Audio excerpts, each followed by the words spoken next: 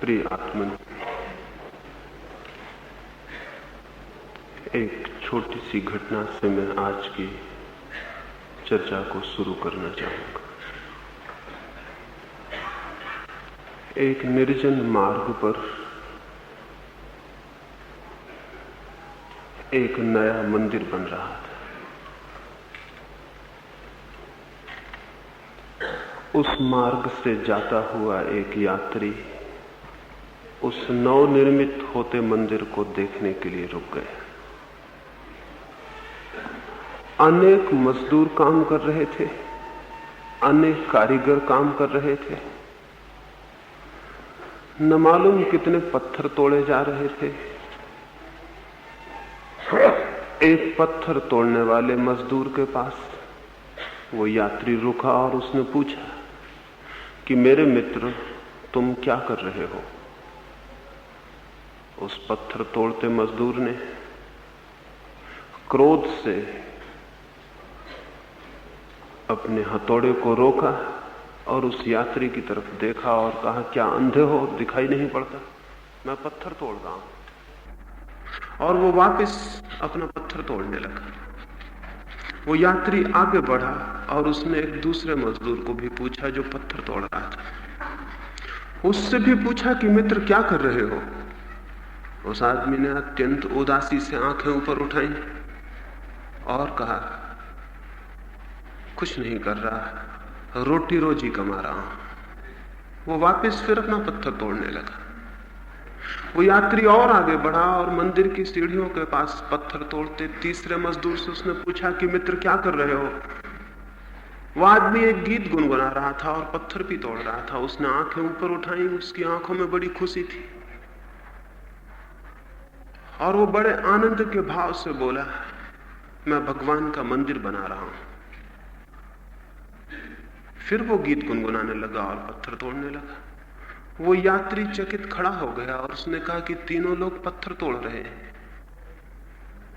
लेकिन पहला आदमी क्रोध से कहता है कि मैं पत्थर तोड़ रहा हूं, आप अंधे हैं, दिखाई नहीं पड़ता। दूसरा आदमी भी पत्थर तोड़ रहा है, लेकिन वो उदासी से कहता है, मैं रोटी रोजी कमा रहा हूं। तीसरा आदमी भी पत्थर तोड़ रहा है, लेकिन वो कहता है आनंद से गीत गाते हुए कि मैं भगवान का मंदिर बना रहा हूं।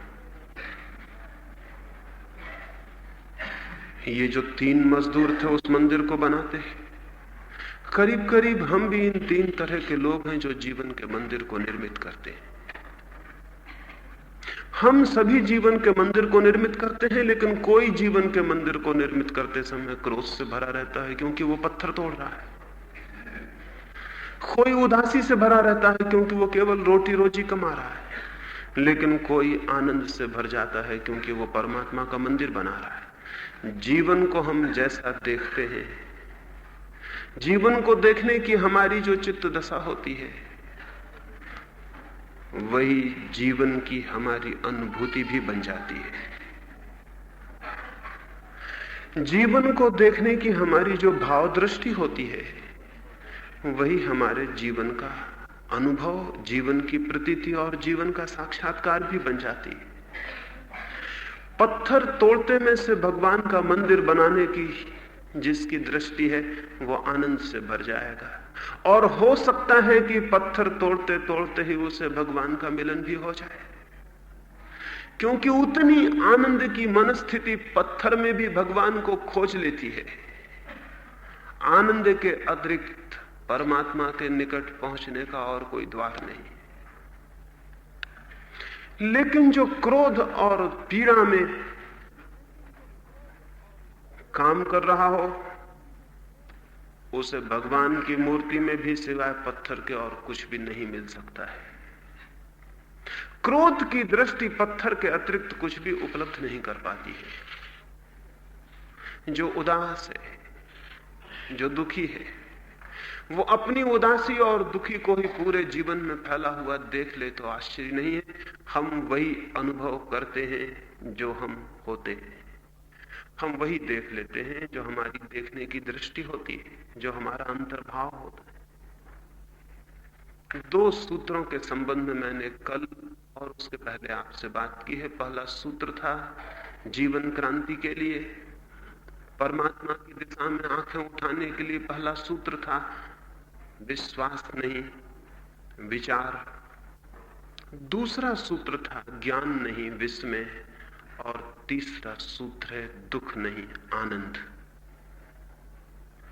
हम सारे लोग जीवन को दुख और पीड़ा से ही देखते हैं, और हजारों वर्षों की शिक्षाओं ने, गलत शिक्षाओं ने जीवन को आनंद के भाव से देखने की हमारी क्षमता ही नष्ट कर दी।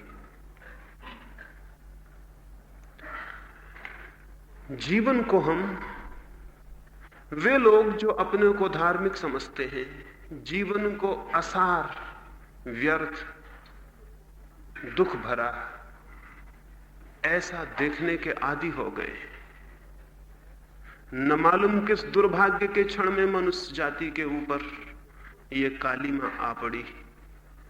न मालूम किस दुर्भाग्य के क्षण में मनुष्य जाति को यह ख्याल पैदा हो गया कि परमात्मा और जीवन में कोई विरोध है। तो परमात्मा की तरफ केवल वे ही जा सकते हैं जो जीवन को बुरा, असार, दीनहीन, घृणित, कंडेमनेशन जो जीवन का करें, वे ही केवल परमात्मा की ओर जा सकते हैं। इस दृष्टि ने सारी मनुष्य जाति के चित्त को अंधकार और पीड़ा से भर दिया।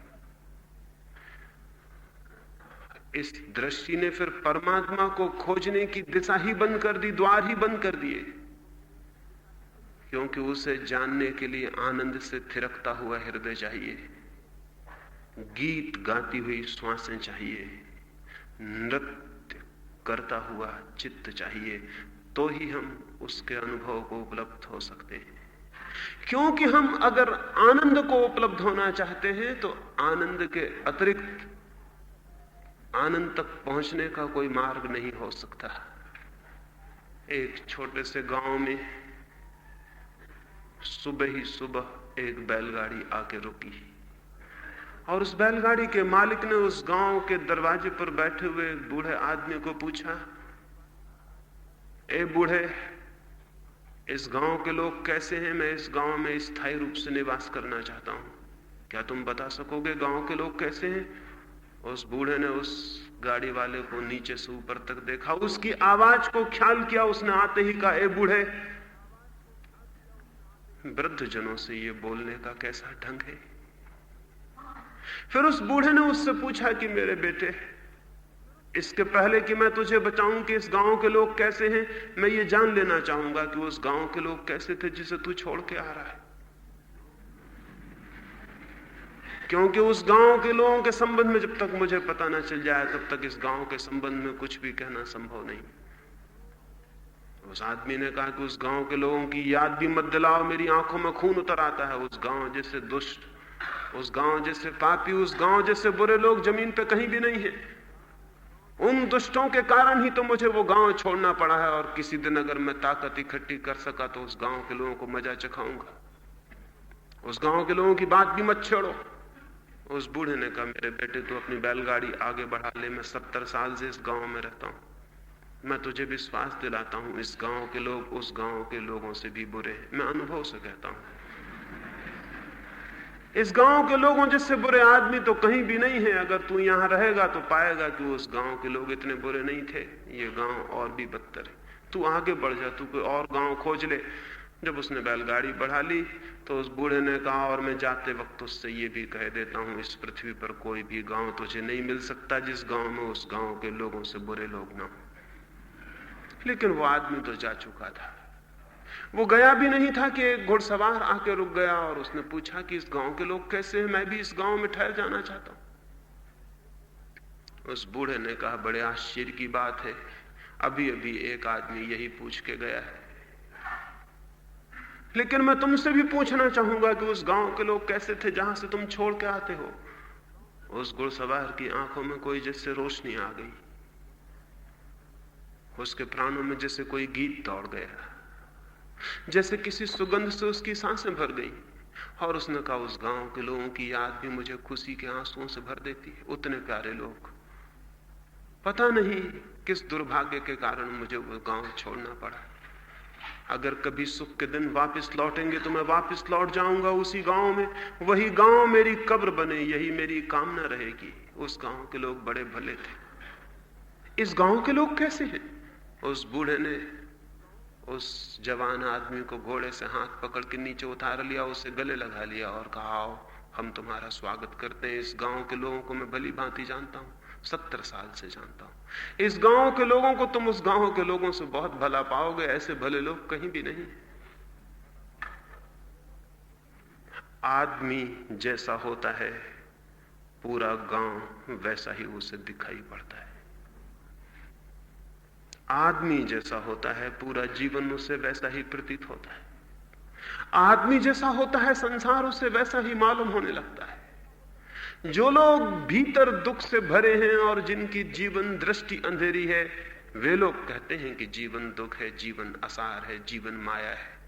ये घोषणाएं धार्मिक आदमी की घोषणाएं नहीं, ये मानसिक रूप से बीमार, रुग्ण और अस्वस्थ लोगों की घोषणाएं। ये उन लोगों की घोषणाएं हैं जीवन की निंदा की, जीवन की कुरूपता की, जीवन की पीड़ा की घोषणाएं उन लोगों की घोषणाएं हैं जिन्होंने आनंद के भाव को खो दिया है, जीवन को देखने की जिनकी क्षमता खो गई है। जो उनके भीतर है वही वो पूरे जीवन पर फैला कर देख रहे हैं। जो उन्हें दिखाई पड़ रहा है वो उनके अंतर्भाव का ही प्रोजेक्शन, वो उनका ही प्रक्षेपण है। लेकिन इन लोगों ने पिछले 3000 वर्षों तक धर्म को दिशा दी, इसलिए धर्म विकृत हुआ, धर्म मार्गच्युत हुआ और सारी मनुष्य जाति धीरे धीरे अधार्मिक होती चली गई। मनुष्य जाति को अधार्मिक बनाने वालों में उन लोगों का हाथ नहीं है जिन्हें हम नास्तिक कहते हैं, जिन्हें हम अधार्मिक कहते हैं।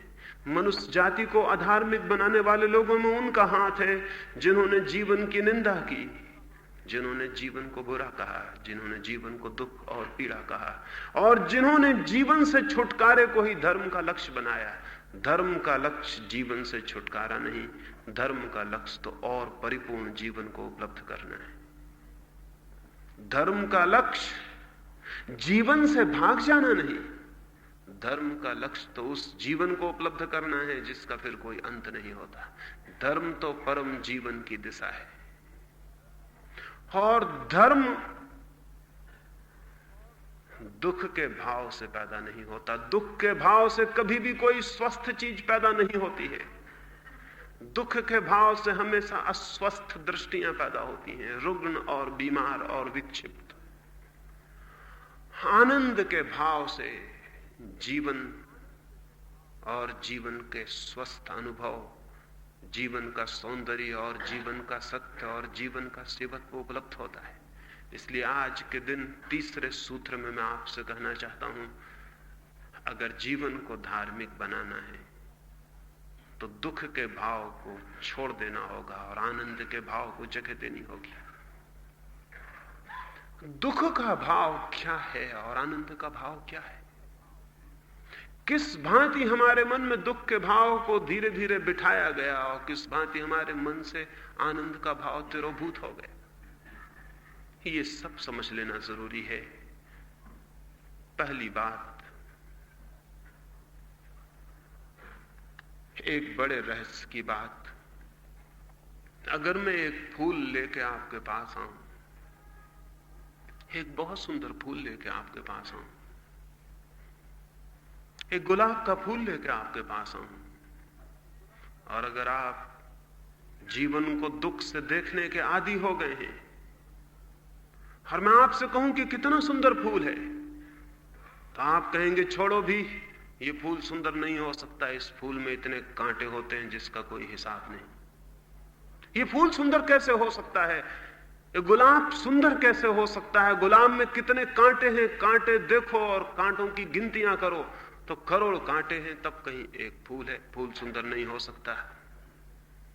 लेकिन अगर आप आनंद के भाव में दीक्षित हो गए हैं तो मैं एक गुलाब का कांटा भी लेके आपके पास आऊं तो आप कहेंगे धन है ये कांटा, क्योंकि इस कांटे के बीच ही गुलाब का फूल पैदा होता है। तो आप कहेंगे ये कांटा भी कांटा नहीं हो सकता है, क्योंकि ये गुलाब का कांटा है। एक दुखी व्यक्ति देखता है, हजारों कांटों की गिनती कर लेता है, और तब कहता है कि इतने कांटे कि एक फूल की कीमत नहीं है, कोई एक फूल का कोई मूल्य नहीं है, हो या ना हो बराबर है। लेकिन आनंद के भाव से देखने वाले को दिखाई पड़ता है कितनी अद्भुत है ये दुनिया, जहां इतने कांटे हैं वहां एक फूल भी पैदा होता है। और जब कांटों में फूल पैदा हो सकता है तो कांटे हमारे देखने के भ्रम होंगे, क्योंकि जिन कांटों के बीच फूल पैदा हो जाता है वे कांटे भी छुपे हुए फूल सिद्ध हो सकते हैं। जो कांटों की गिनती करता है उसके लिए फूल भी कांटा दिखाई पड़ने लगता है, और जो फूल के आनंद को अनुभव करता है उसके लिए धीरे धीरे कांटे भी फूल बन जाते हैं। एक दुखी और निराश और उदास चित्त से अगर हम पूछें कि कैसी दुनिया तुमने पाई, वो कहेगा बहुत बुरी थी ये दुनिया। 2 अंधेरी रातें होती थी तब कहीं मुश्किल से एक छोटा सा दिन होता था। एक आनंद के भाव में डूबे आदमी से हम पूछें कि कैसी पाई तुमने दुनिया, वो कहेगा बड़ी अद्भुत थी। 2 उजाले से भरे हुए दिन होते थे तब कहीं एक छोटी सी बीच में अंधेरी रात होती थी। रातें भी हैं, दिन भी हैं, कांटे भी हैं, फूल भी हैं, लेकिन हम क्या देखते हैं, हमारी दृष्टि क्या है, इस पर पूरी की पूरी जीवन की दिशा और जीवन का आयाम निर्धारित होगा।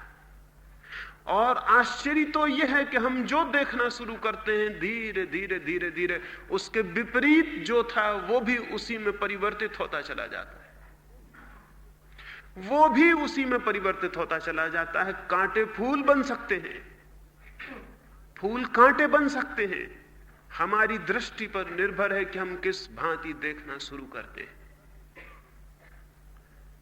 एक अंधेरी रात में एक गरीब फकीर के झोपड़े पर एक चोर घुस आया।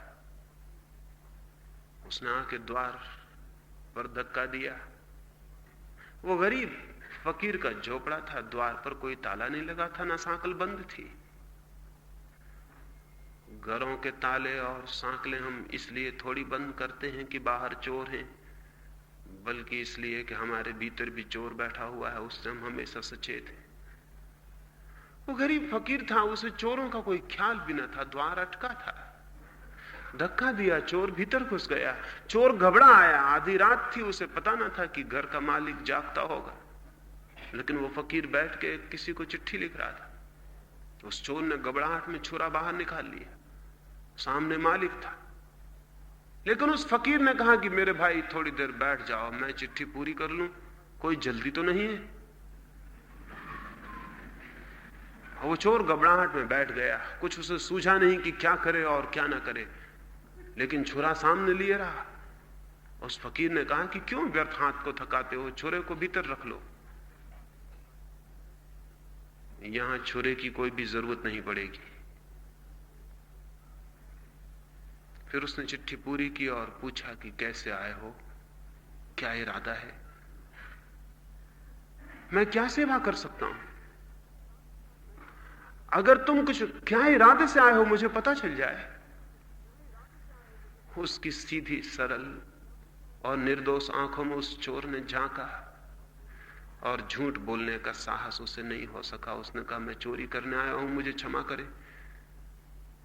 उस फकीर ने कहा बड़ी मुश्किल में डाल दिया तुमने मुझे, अगर चोरी ही करने आना था तो पहले से खबर भेज देते, मैं कुछ इंतजाम कर रखता। यहां तो कुछ भी नहीं है और तुम खाली हाथ लौटोगे तो जीवन भर के लिए मेरे मन में पीड़ा रह जाएगी। उसकी आंख में आंसू आ गए और उसने हाथ आकाश की तरफ उठाया। उसने कहा परमात्मा, ये दुख भी देखने को बदा था, इसका मुझे ख्याल न था। एक आदमी आधी रात को आएगा, बहुत मुसीबत में होगा, तभी तो आधी रात को अंधेरे में कौन निकलता है घर से, और वो भी एक फकीर के झोपड़े पे चोरी करने आएगा और मेरे पास कुछ भी नहीं है। तभी उसे ख्याल आया कि सुबह 2 दिन पहले कोई 10 रुपए भेंट कर गया था और वो आले में पड़े। फिर उसने कहा कि ठीक है, बहुत ज्यादा तो नहीं, लेकिन कोई 2 दिन पहले कुछ भेंट कर गया था, वो 10 रुपए आले में पड़े। अगर वो बहुत कम न मालूम पड़े तो मेरे मित्र तुम उन्हें उठा लो, और अब दोबारा जब भी आओ तो मुझे पहले से खबर कर देना, मैं कुछ इंतजाम करके रखूंगा। और ऐसी अंधेरी रातों में मत आया करो, भरे उजाले में दिन में आ गए, रास्ते खराब हैं, चोट खा सकते हो, भटक सकते हो, पत्थर पड़े हैं मार्ग पर, और ये उबड़ खाबड़ जगह है जहां मैं रहता हूं, ये झोपड़ा गरीब फकीर का गांव के बाहर, दिन में आ गए, उजाले में आ गए, चोट लग जाए, गिर पड़ो, हाथ पैर टूट जाए, कुछ हो जाए तो फिर मुसीबत हो सकती। वो चोर तो बहुत हैरान होया, उसे कल्पना भी न थी कि चोर के साथ कोई ऐसा व्यवहार करेगा। उसे उठते ना देख के वो फकीर उठा और उसने 10 रुपए उठा के उसे आले में से दे दिए और कहा, ये 10 रुपए हैं, अगर तुम नाराज न हो तो 1 रुपया इसमें से छोड़ दो, मैं बाद में वापस लौटा दूंगा, कल सुबह ही सुबह शायद मुझे कोई जरूरत पड़ जाए, मैं वापस लौटा दूंगा, ये उधारी रही मेरे ऊपर। वो चोर कहने लगा, इसमें उधारी की क्या बात है, सब आपका है। उस फकीर ने कहा, अगर मेरा ही कुछ होता तो मैं फकीर ही क्यों होता, मेरा कुछ नहीं है इसलिए तो मैं फकीर हो गया।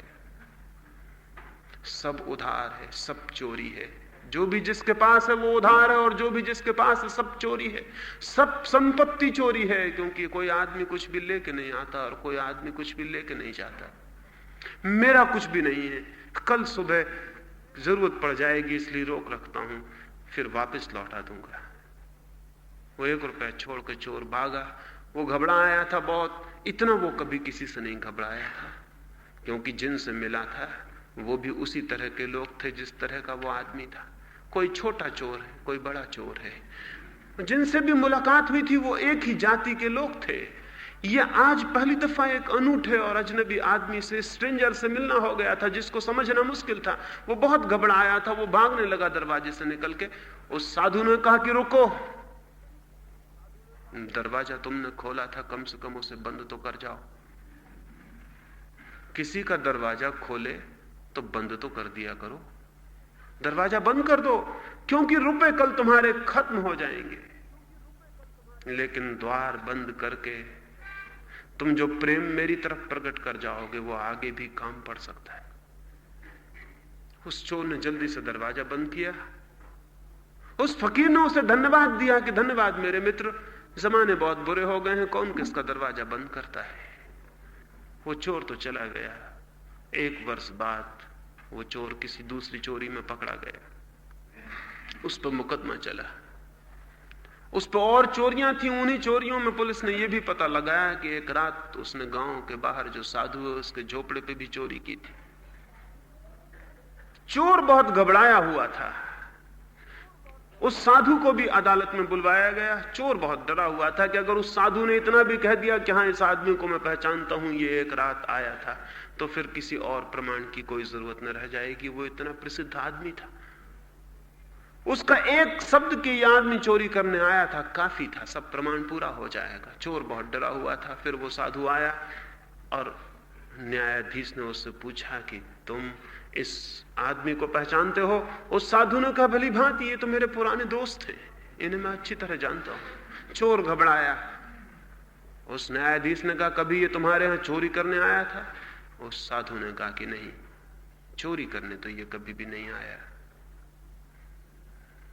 हाँ, 10 रुपए जरूर मैंने इसे भेंट किए थे, लेकिन वो चोरी नहीं थी, मैंने भेंट किया था। 1 रुपया उसमें से अब भी मेरे ऊपर उधार है, वो मैं ले आया हूं। 1 रुपया उसको, इसके 1 रुपया मुझे देना है। उधारी मेरे ऊपर है।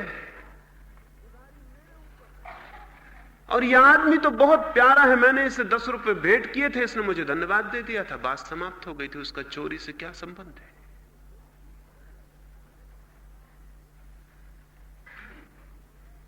न्यायाधीश बहुत हैरान हो गया। उसने कहा कि तुम क्या कहते हो, यह आदमी तुम्हारे घर चोरी करने गया था। उस फकीर ने कहा कि जब से मेरे भीतर का चोर मर गया, मुझे कोई चोर दिखाई नहीं पड़ता है। मुझे माफ करें, किसी चोर को पूछें तो वो इसकी चोरी के बाबत कुछ बता सकेगा।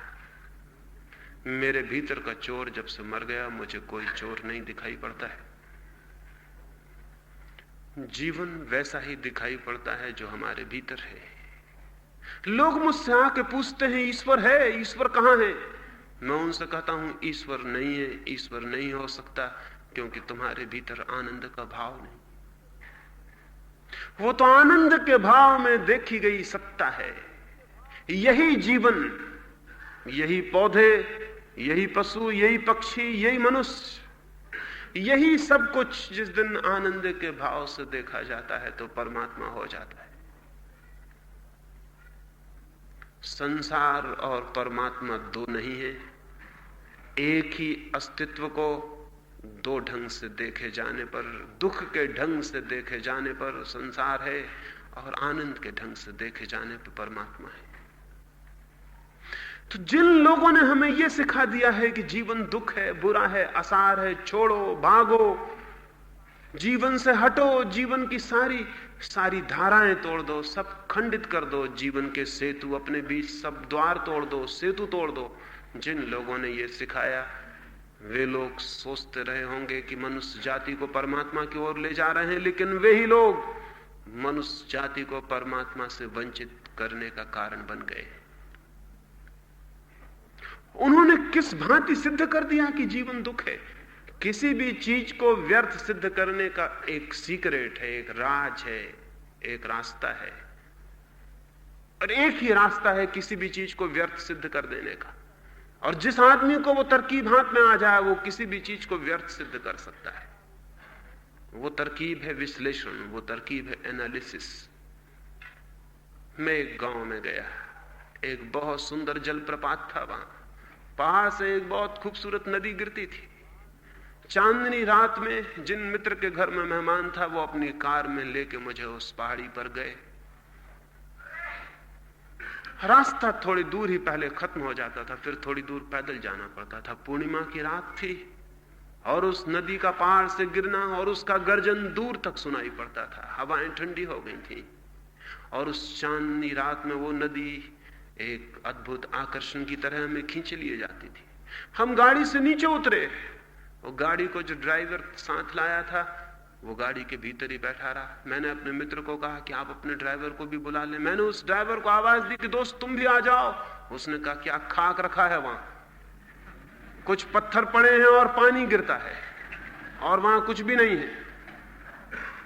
और वो ड्राइवर कहने लगा मैं तो हमेशा हैरान होता हूं कि लोग क्या देखने आते हैं, वहां कुछ भी नहीं है साहब, थोड़े से पत्थर पड़े हैं और पानी गिरता है। ये ड्राइवर धर्मगुरु हो सकता था। उसने जल प्रपात को, उस पूर्णिमा की रात को, उस सौंदर्य को तोड़ के एनालिसिस करके दो टुकड़ों में रख दिया कि वहां पत्थर पड़े हैं और कुछ पानी गिरता है, वहां कुछ भी नहीं।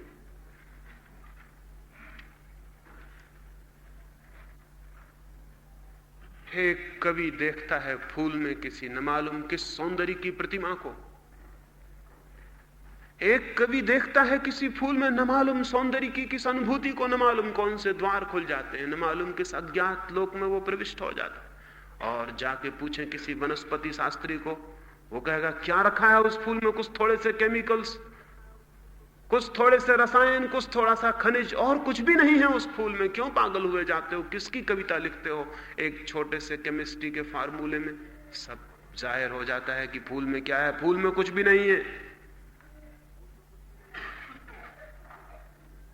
उसने एनालिसिस कर दी, उसने तोड़ के बता दिया कि फूल में इतने इतने रसायन हैं, इतना इतना खनिज है, इतनी इतनी चीजें मिली हैं और फूल में कुछ भी नहीं। मैं किसी को प्रेम करूं और पहुंच जाऊं किसी शरीर शास्त्री के पास, वो कहेगा क्या रखा है इस शरीर में, इसमें कुछ भी नहीं है, कुछ हड्डियां हैं, कुछ मांस है, कुछ मज्जा है, कुछ खून है और कुछ भी नहीं है। पहुंच जाऊं किसी रासायनिक के पास तो वो कहेगा एक आदमी के शरीर में मुश्किल से 4 रुपए 12 आने का सामान होता है, इससे ज्यादा का नहीं।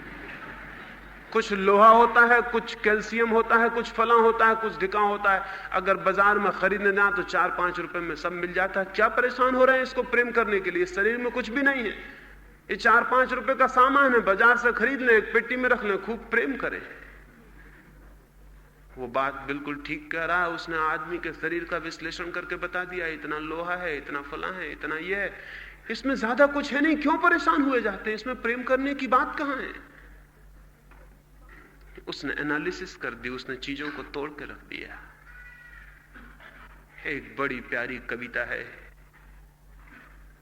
उसे सुनते हैं तो प्राणों के तार झंझना जाते हैं, उसे सुनते हैं तो कोई प्राणों की वीणा बज उठती है। लेकिन पहुंच जाएं किसी व्याकरण के जानने वाले के पास, किसी ग्रामरियन के पास, वो कहेगा क्या खाक रखा है इसमें, कुछ शब्दों का जोड़ है, एक एक शब्द तोड़ के रख देगा।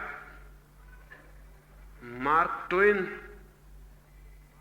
एक अपने मित्र उपदेशक का भाषण सुनने गया था। वो उपदेशक बहुत अद्भुत था, उसकी वाणी में कुछ जादू था, कोई बात थी। सुनने वालों के प्राण किसी दूसरे स्तर पर उठ जाते थे।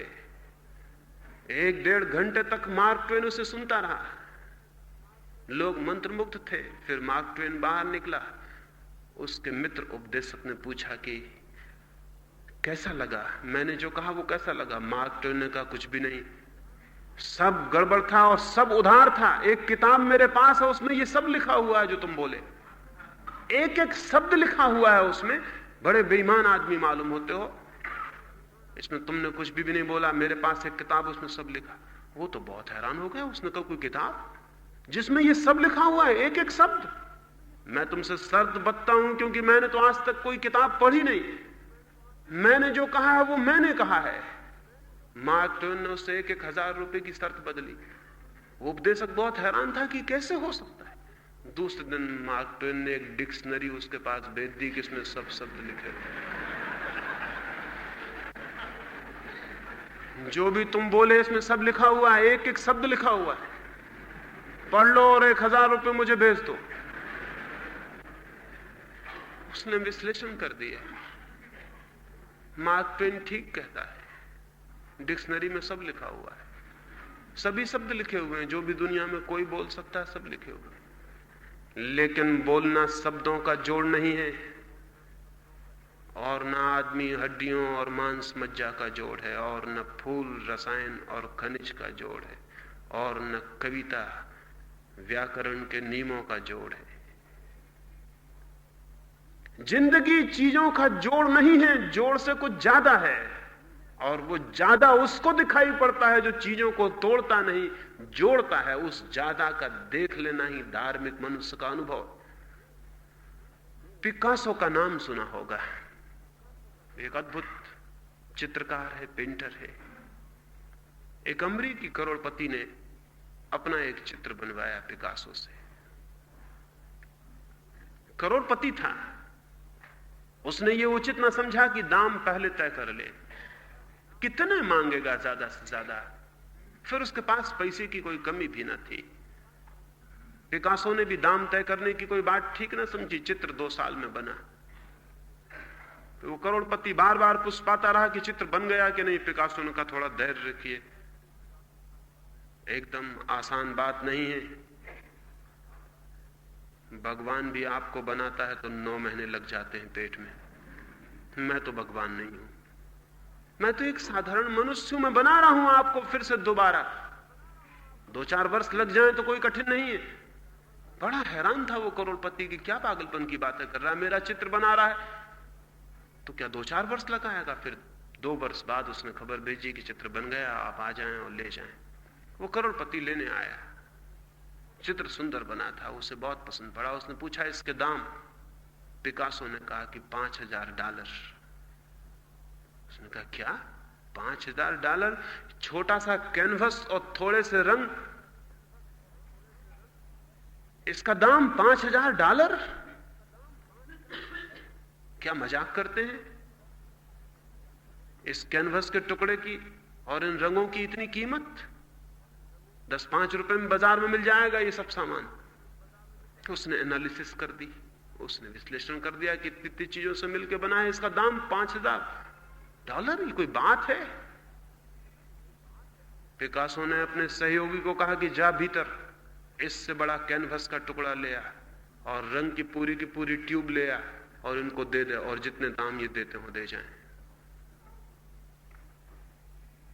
उसका साथी गया, वो एक कैनवस ले आया, रंग की भरी हुई ट्यूब ले आया, ला के सामने रख दी और कहा कि अब आपकी जो मर्जी हो, $10-5 वो दे जाएं और ले जाएं, ये आपका पोर्ट्रेट रहा।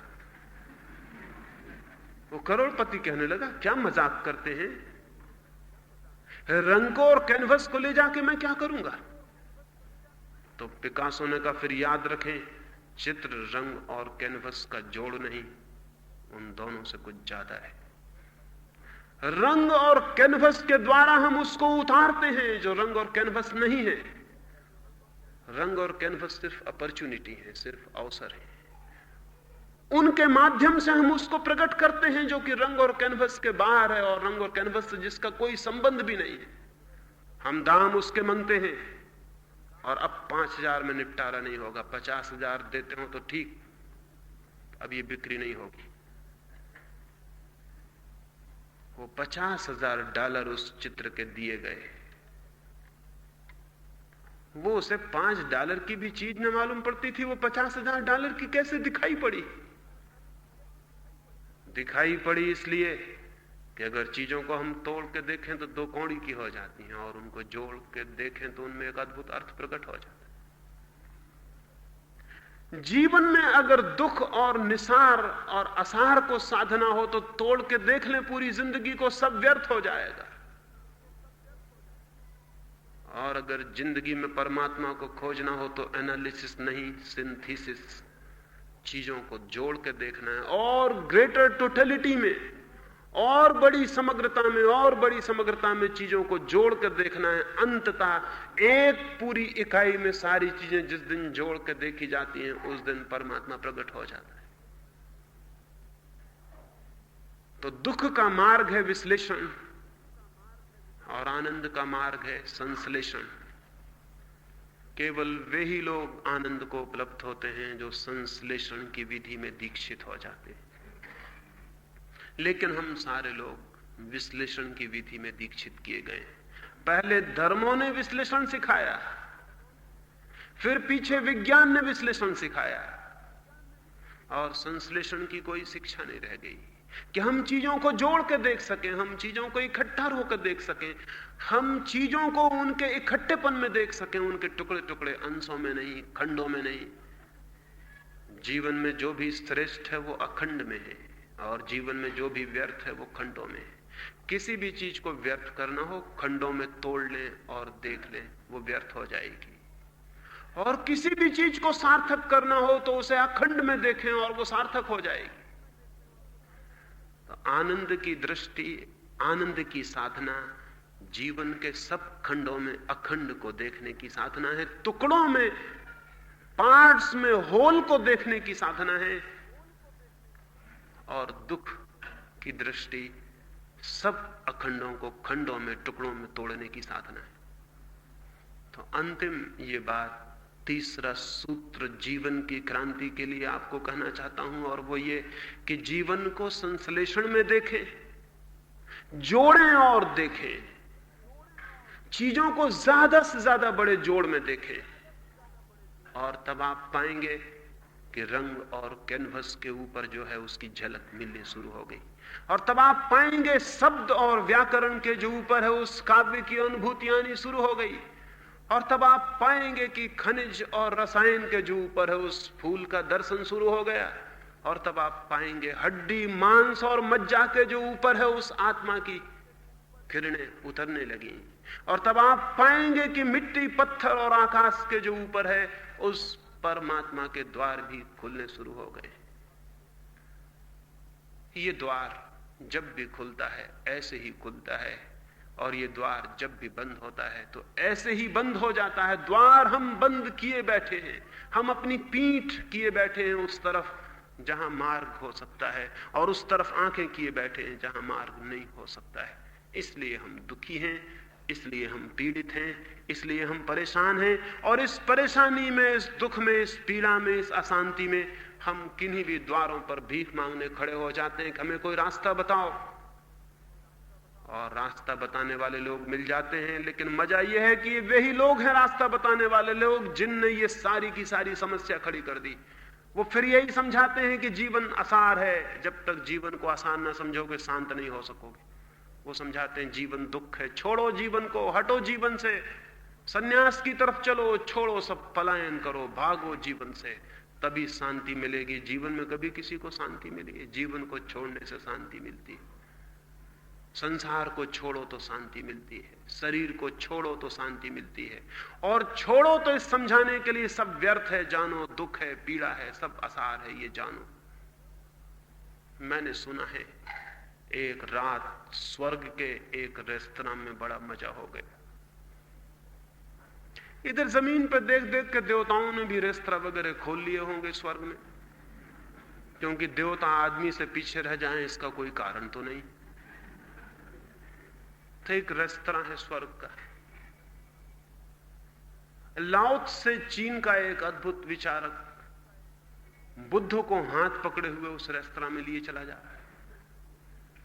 पीछे पीछे कन्फ्यूशियस भी चला आ रहा है। वो तीनों जाके टेबल पे बैठ गए। बुद्ध तो आंखें बंद किए हुए हैं। वो कहते हैं मुझे बाहर जाने दो, मुझे कुछ रस रंग नहीं आता इन सब बातों में। वहां अप्सराएं नाचे चली जाती हैं। बुद्ध कहते हैं मैंने बहुत अप्सराएं देखी, मैंने बहुत नाच देखे, उन सबको छोड़ के ही तो मैं जंगल भाग गया था, मुझे नहीं देखने हैं ये सब। वहां आंख बंद किए बैठे। कन्फ्यूशियस आधी आंख खोल के देख रहा है, क्योंकि कन्फ्यूशियस कहता था अति एक्सट्रीम पे कभी नहीं होना चाहिए। न तो पूरी आंख खोलो, न पूरी आंख बंद करो, न आधी से देखते रहो, आधी बंद भी रखो, जरूरत पड़े तो बंद में भी सम्मिलित हो जाओ, जरूरत पड़े तो खुली में भी सम्मिलित हो जाओ। तो आधी आंख से नाच भी देखे चला जाता है, आधी आंख से वो ध्यान में भी बना चला जाता है। लेकिन लाओस से तो पूरा डमाडोल हुआ जा रहा है। वो टेबल ठोक रहा है, उसके पैर थिरक रहे हैं, वो तो नाच में लीन हो गया है, वो तो आनंद से भर गया है। और तभी एक अप्सरा नाचती हुई आती है। वो हाथ में एक जीवन के रस की प्याली लिए हुए है, जीवन रस की प्याली भरे हुए है। और वो आके कहती है कि जीवन रस लेंगे, जीवन रस पिएंगे। बुद्ध ने तो बिल्कुल पीठ फेर ली और आंख बंद कर ली और कहा जीवन का नाम ना ले यहां। जीवन तो दुख है, जीवन तो पीड़ा है, जीवन तो आसार है, नाम मत ले जीवन का यहां। ये जीवन ही बंधन है, हटो यहां से दूर। कहा कि मुझे बाहर ले चलो, मैं यहां नहीं बैठना चाहता हूं, जहां जीवन की चर्चा होती वहां भी नहीं रुकना चाहता हूं, मुझे नहीं पीना है, मैंने बहुत देख लिया, जीवन बहुत कड़वा है। कन्फ्यूशियस आधी आंखों से देख भी रहा है, आंखें बंद भी की है। उसने कहा एक घूंट तो कम से कम लेके देख लूं, क्योंकि बिना पिए कह देना कि कड़वा है अति है, एक्सट्रीम है। पूरा पी लेना दूसरी अति है, एक घूंट ले लेना गोल्डन मीन है, बीच का मार्ग है, मध्य मार्ग है। एक घूंट तो कम से कम लेके देख लूं। उसने एक घूंट उस जीवन रस की प्याली से पिया और कहा कि नहीं नहीं, कोई सार नहीं है, न तो आनंदपूर्ण है न दुखपूर्ण है। उसने कहा ना आनंदपूर्ण है ना दुखपूर्ण है, कोई सार नहीं है, कोई असार भी नहीं है, पियो तो ठीक न पियो तो ठीक, सब बराबर है। फिर उसने अपनी आंखें बंद कर ली, आधी खोल ली और बैठ गया। लाओसे ने पूरी प्याली हाथ में ले ली, वैसे मुग्ध भाव से पूरे हाथ में ले लिया। उसने इतनी कृतज्ञता और ग्रेटिट्यूड से पूरी प्याली हाथ में ले ली। उसने ना कुछ कहा, न कुछ बोला, न कोई वक्तव्य दिया, वो तो पूरी प्याली को पी गया। पूरी प्याली रख दी उसने नीचे और उठ के नाचने लगा, और उठ के नाचने लगा। अल्लाह कन्फ्यूशियस उससे पूछने लगा कि क्या हुआ बता। उसने कहा जो हुआ वो बताया नहीं जा सकता, लेकिन उसे केवल वे ही जानते हैं जो पूरे जीवन को पी लेते हैं। उसे केवल वे ही जानते हैं जो पूरे जीवन के साथ एक रस हो जाते हैं। उसे केवल वे ही जानते हैं जो पूरे जीवन में तल्लीन हो जाते हैं, पूरे जीवन में डूब जाते हैं। उसे वे नहीं जानते जो किनारे पे बैठे रहते हैं, जो जीवन की धारा में पूरी डुबकी ले लेते हैं, वही जानते हैं। वो नाचने लगा, वो भाव विभोर। ये तीन दृष्टियां हो सकती, न बुद्ध से कोई मतलब है मुझे, न कन्फ्यूशियस से, न लाओसे से। ये कहानी किसी पुराण में नहीं लिखी है, नहीं तो आप खोजबीन में लग जाएं फिर मुझे दोष दें कि ये भविष्य में कभी कोई पुराण लिखा जाएगा तो उसमें लिखी जाएगी, ये भी लिखी हुई नहीं है। एक दृष्टि है कि जीवन को छुओ ही मत, आंख पूरी बंद कर लो। ये दृष्टि घातक है। ये दृष्टि कभी जीवन के सत्य को नहीं जान सकती। एक दृष्टि है बीच में तटस्थ हो जाओ, आधी आंख खुली आधी बंद रखो। ये उदासीन की दृष्टि है, दुखी की नहीं, उदासीन की दृष्टि है। पहली दृष्टि पहले पत्थर फोड़ने वाले की दृष्टि है, जो कहता अंधे हो, देखते नहीं कि पत्थर तोड़ रहा हूं। ये दूसरी दृष्टि उदास आदमी की दृष्टि है, जो उदासी से, सुस्ती से आंखें ऊपर उठाता और कहता अपनी रोटी कमा रहा हूं। न इसमें कोई आनंद का भाव है, न कोई दुख का भाव है। एक बोझिलता है, एक बोर्डम, एक ऊप का भाव है, अपना काम कर रहे हैं। ये दूसरी दृष्टि है। और एक तीसरी दृष्टि है जीवन के पूरे रस में तल्लीन हो जाने की। वो पूरी दृष्टि है उस पत्थर तोड़ने वाले की जो कहता है भगवान का मंदिर बना रहा हूं। जीवन संश्लेषण से देखा जाए तो जीवन भगवान को बनाने की एक प्रक्रिया हो जाती है। और जीवन को उसकी परिपूर्णता में जिया जाए और डूबा जाए, जीवन के सारे रसों में, जीवन के सौंदर्य में, जीवन के आनंद में, जीवन के फूलों में, जीवन की सुगंध में, जीवन के संगीत में, जीवन के पूरे रस को पी लिया जाए तो फिर कोई नाच उठता है उसकी कृतज्ञता में, उसके ग्रेटिट्यूड में, उसके धन्यवाद में। फिर उसके हाथ उसके धन्यवाद के लिए जुड़ जाते हैं, उसके प्राण प्रार्थना से भर जाते हैं। और इस आनंद के नृत्य में उसे पहली दफे उसकी झलक मिलती है जो है, केवल आनंद की पुलक में ही उसकी झलक मिलती है जो है। दुखी आंख बंद किए बैठे रह जाते हैं और वंचित रह जाते हैं। और जो एक बार इस आनंद की पुलक से जीवन को देखने में समर्थ हो जाता है, एक किरण भी जिसके जीवन में इस आनंद की उतर आती है, धीरे धीरे धीरे सारा जीवन रूपांतरित हो जाता है, सब ट्रांसफॉर्म हो जाता है। फिर उसे कांटे नहीं रह जाते, फिर उसे फूल ही फूल हो जाते हैं, फिर उसे रातें नहीं होती, फिर उसे दिन ही दिन हो जाते हैं, फिर उसे आंसू नहीं रह जाते, फिर उसके लिए गीत ही गीत हो जाते हैं। एक छोटी सी घटना और अपनी चर्चा में पूरी करना चाहूंगा। एक सांझ की बात है, आकाश में बादल घिर गए हैं, वर्षा के दिन आने के करीब हैं, एक आध दिन और वर्षा होगी। घुमड़ घुमड़ के बादल आने शुरू हो गए हैं। दो भिक्षु, दो सन्यासी भागे हुए जा रहे हैं एक रास्ते पर अपने झोपड़े की तरफ। वर्षा आ रही है। अब वे 4 महीने अपने झोपड़े में रहेंगे। 8 महीने वे घूमते रहते, भटकते रहते, रोटी मांगते रहते हैं और जीवन बांटते रहते हैं। 2 कौड़ी की चीज लोगों से ले लेते हैं, शरीर को चलाते हैं और अमृत लुटाते रहते हैं। 8 महीने भागते रहते हैं गांव गांव, रास्तों रास्तों, कि किसी के रास्ते पर एक दिया जल जाए, कि किसी रास्ते पे एक फूल रखाएं। फिर 8 महीने भागने के बाद 4 महीने वर्षा, वो अपने झोपड़े पे वापस लौट आते हैं। वो भागे चले जा रहे हैं। झोपड़ा उन्हें दिखाई पड़ने लगा है। नदी के उस पार, पहाड़ के पास उनका झोपड़ा है, लेकिन जैसे जैसे वो निकट आते हैं वो कुछ हैरान हुए जा रहे हैं। जवान भिक्षु है, एक बूढ़ा भिक्षु है। जवान भिक्षु आगे है थोड़ा, बूढ़ा पीछे। फिर वो जवान भिक्षु देख पाता है कि झोपड़ा तो टूटा पड़ा है, आधा झोपड़ा हवाओं में उड़ गया मालूम होता है, आधा छप्पर जमीन के पास पड़ा हुआ है। गरीब का झोपड़ा, उसमें बड़ी ताकत तो नहीं होती, वो तो हवाओं की कृपा से बना रहता है, नहीं तो हवाएं कभी भी उसको गिरा दें। उसका कोई बल तो नहीं होता। उसका कोई अधिकार तो नहीं होता कि वो बना ही रहेगा। वो तो बना रहता है, ये चमत्कार है गरीब का झोपड़ा। उसके बने रहने की कोई वजह नहीं, कोई कारण नहीं। हवाओं की कृपा समझें कि बना रहता है। वो तो क्रोध से भर गया है वो भिक्षु। उसने लौट के अपने बूढ़े भिक्षु का देखते हैं, जिस भगवान के गीत गाते फिरते हैं हम, जिस भगवान के लिए सांसें लेते हैं, जिस भगवान के लिए जीते हैं, वो भगवान इतनी भी फिक्र नहीं कर सकता है कि हमारा झोपड़ा बचा ले। ऐसी ही बातों से तो अविश्वास पैदा हो जाता है। ऐसी ही बातों से लगता है कि नहीं है कोई भगवान, सब झूठी है बकवास। गांव में पापियों के महल खड़े हैं, उनमें से किसी का छप्पर नहीं गिर गया और कोई मकान नहीं टूट गया, और हम भिखारियों के मकान को तोड़ दिया तुम्हारे भगवान ने।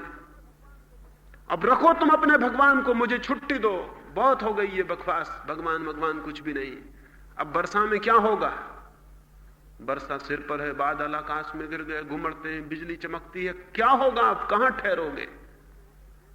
वो इतने क्रोध में है कि देख भी नहीं पाया कि जब वो चिल्ला रहा है तब बूढ़ा भिक्षु क्या कर रहा है। जब बूढ़े भिक्षु ने कोई उत्तर नहीं दिया तो उसने अपनी आंखें पहुंची, क्रोध में उसकी आंखों में धुंध आ गई है, खून आ गया। लौट के आंखें खोली तो देखा कि वो भिक्षु बूढ़ा तो हाथ जोड़े आकाश की तरफ बैठा और उसकी आंखों से आंसू बह जाते, न मालूम किस आनंद से झरना बहा जाता है। उसने उसे हिलाया और कहा क्या करते हो, लेकिन वो बूढ़ा कुछ बुदबुदा रहा है। वो कह रहा है कि हे भगवान तेरी कृपा अनूठी है।